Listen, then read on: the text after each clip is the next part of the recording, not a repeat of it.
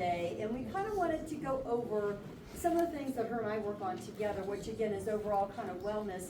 Part of it's education, and part of it is putting plans together to make your health maintenance easy. So, starting out though, obviously my background is in primary care. I don't know if any of you knew that, but that's what I did for years before I kind of switched gears. And I've actually done quite a few different things. I thought I was going to go into research, ended up in medicine, which I am thrilled about, but I actually did a little bit of internal medicine and pediatrics, and then kind of switched gears into more of the health and wellness arena. And these are my whys. My husband, Chris, who has taught me to do so many crazy things I never thought I would do. And then my kiddos down here and our dog Diesel that are also, they're awesome and going to see you and on the, doing pretty well and moving ahead. So anyhow. All right, I am Suzy Destarac with Shine Health Collective. I'm your well-being chef. So I am also a nationally board certified health and wellness coach. I started out my career with a degree in molecular biology, so I was in cancer research. I retired from that when I had kids, and that's when my career in health and wellness really started, because I started to have some of those default patterns happening in my own family. One of the first words that my second daughter had was French fry, you guys. That's because we were going to McDonald's so much, and she learned that word French fry. I was like, oh my gosh, it was kind of funny, but now I'm like, oh, I can't even believe that. So anyway, we did a 180 with our nutrition, and we really started to embrace the power of whole food nutrition and lifestyle. And so it just changed the entire trajectory around of my family, and that is one of the reasons why I love sharing this with you. This is my why. On the left there are my three daughters. They are 20, 23, and 25, or 22 and 25.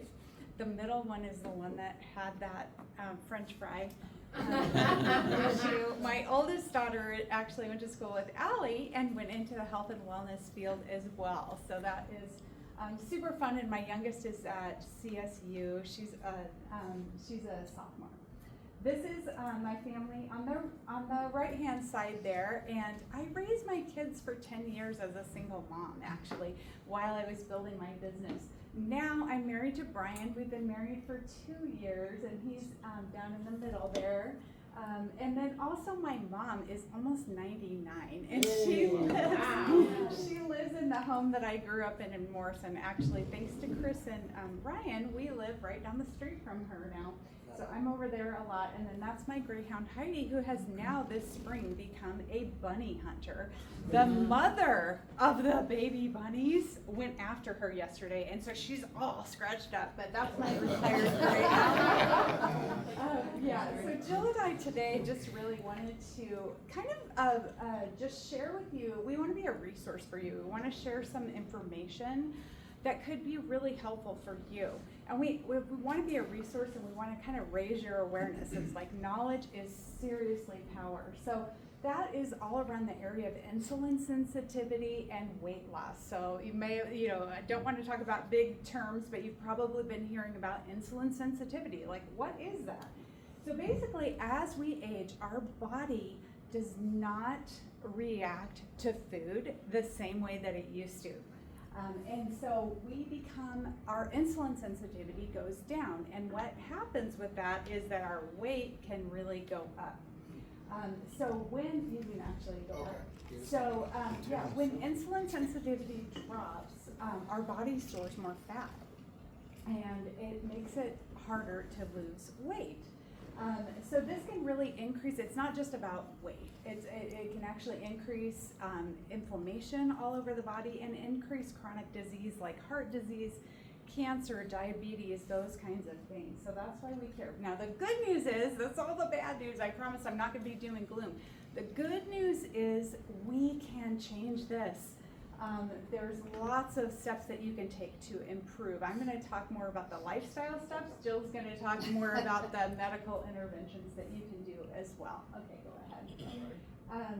So understanding weight loss. It is a real balancing act. Why is it that, it used to be so easy to lose weight? You may have been able to eat less or exercise a little bit more and really, see the effects of that pretty quickly. Whereas now it feels like this tug of war. It's like, oh my gosh, my hunger hormones are going up and my fullness hormones are going down, and all these things are changing as we age.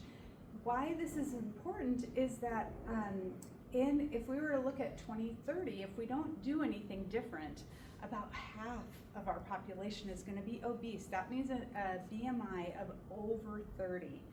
80% is going to be overweight or obese. So basically almost everybody is going to be overweight or obese if we don't do anything. And it's not just about image.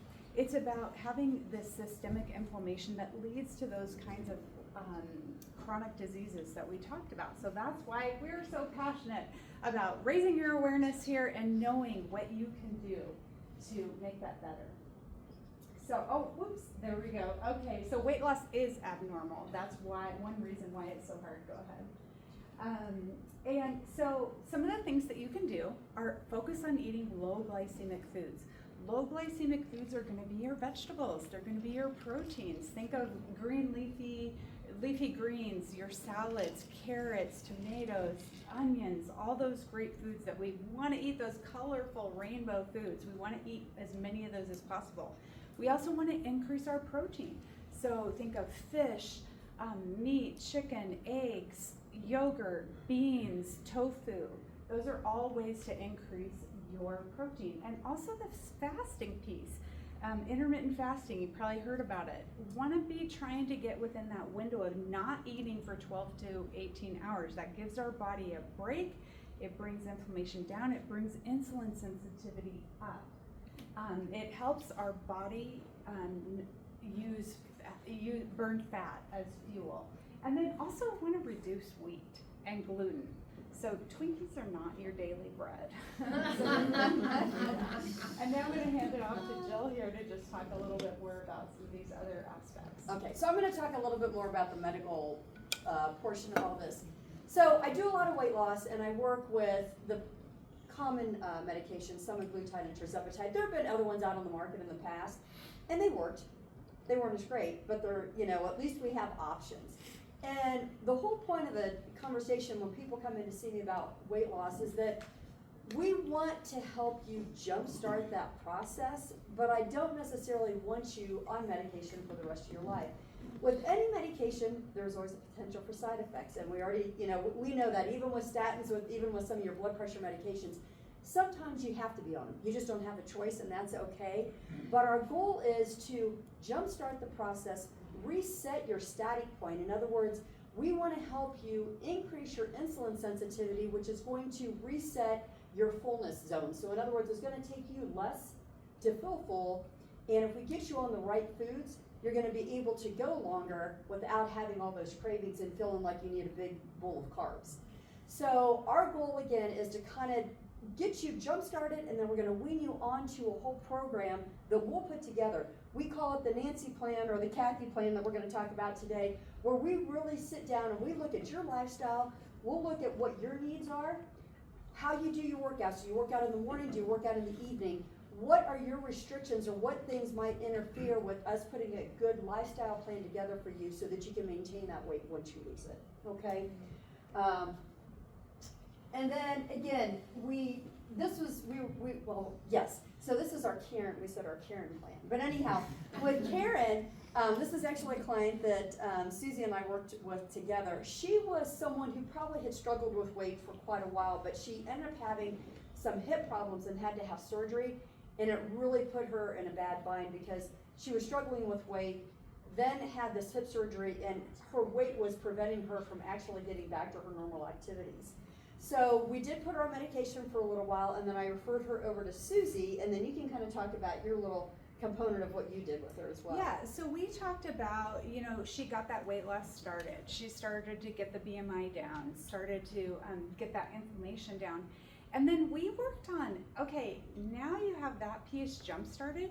How are we going to make this last? What goals are we going to set to help you get back to the life that you want? So we worked on, getting her out walking again, getting her out, getting her in the pool again, and really kind of figuring out what her diet was going to be and how she was going to eat so that her weight loss that she started there was going to continue on and really build into lifelong patterns. So, and now it's really great because a year out, she's maintaining that and she's doing really good, and she's actually participating in our Cooking, Coaching, and Connection group as well. So kind of continuing those lifestyle habits. So she is a huge success story, very fun. So this is just a little bit more about the details of the plan that we want to put together. Like anything else, when people talk about fasting, they're like, really, do I have to fast? And actually, fasting isn't all that hard. It's kind of like exercise. You kind of build your way up to it. But we know that if we can get you to the point, we want you to try to do a minimum of 12 to 16 hours. And for a lot of us, if you eat at 7 o'clock at night, don't eat till 7 in the morning, that's pretty easy. But the best benefit you're going to have at resetting that insulin sensitivity in your hunger hormone is if you can at least get 20 hours in. We know that's when you have a big cellular change and when your body really starts to use gluconeogenesis. In other words, your glycogen stores, that all that glucose that you have stored in your muscles is kind of gone, and your body has to start doing some other work. That process is what's really going to help reset that insulin sensitivity. If you can't do 20 hours out of the gate, that's perfectly fine. We'll start you with 12. And one of the other things we're going to want you to do is try to not eat about 4 hours before you go to bed. Just like your brain when we go to sleep recovers, and the whole point of you sleeping is your body to recover. If your gut is working at night, your body's not recovering the way it should. So we really want to look at what your patterns are. What time do you eat at night? What time do you typically go to bed? And we will put together a plan that will meet all of those needs. We will talk about how to increase the fasting time that you're doing, when you should work out, what sort of foods you should be eating, and we can work with Suzy on that. And then also about exercise. This is not about, just so I can say, not about caloric restriction. It's about how you're eating and what you're eating, okay? So some people are always like, oh my God, I gotta cut all this stuff out. Yes, I'd like you to eat healthier too, but it is not truly caloric restriction. But we want you to look at the whole lifestyle plan, and we'll also work with you in terms of exercise, because the other thing is people come to me and they're like, I don't want to go to CrossFit and kill myself every day. You don't have to. We can do some zone 2 training, we can do some functional training that will help you get the exercise that your body needs to maintain your muscle mass. As you maintain your muscle mass, your need for your calories and those cravings are going to match more of what your body physically needs. We really want you to have that weight resistance training, but it doesn't have to kill you in the process. So that's the whole picture is, we want you to have the best results. If you need the medication, I'm happy to put you on those, but our goal is to get you off and just teach you how to make this program work around your lifestyle. So, any other? Absolutely, that is great. So. Yeah, so, well, I guess we talk about this too. So, the thing that another big point we like to make with people is, you talk about all the things you pay for, whether you pay for a gym membership or you pay for, all the medications you're going to use for your weight loss. If we put you on this program, the benefit of it is fasting doesn't cost you anything. It's just changing your lifestyle. It's very easy to do. And light activity, again, is minimal effort. It really doesn't cost anything. If you want a gym membership, that's great, but you don't have to have one. We can teach you to do stuff at home. Nutritional awareness that Suzy can help you with. And the other thing is making sure you get good sleep, because I can tell you, if you don't sleep, your body's not recovering, and it's only making you hungry the next day. So you really got to make sure you're getting adequate sleep. So, yeah. Yes, absolutely, yeah. There's a lot of things that you can do that don't cost anything, like Jill said. Yeah, so again, these are kind of the goals that we talked about. We want to make sure that you're improving your insulin sensitivity. We can check those with labs. We'll check that before you get started, and we'll check it afterwards too, just to see where your hemoglobin A1C is. That's a measure of your glucose over a 3-month period. We will talk to you about some of the healthy lifestyle things you need to do, and then our goal is, if you truly need to lose weight, we know that if we can get you to lose 10% of your body weight, that's where we really start to see some big benefits in terms of your overall health. So. Absolutely, and here's that QR code for the Mother's Day.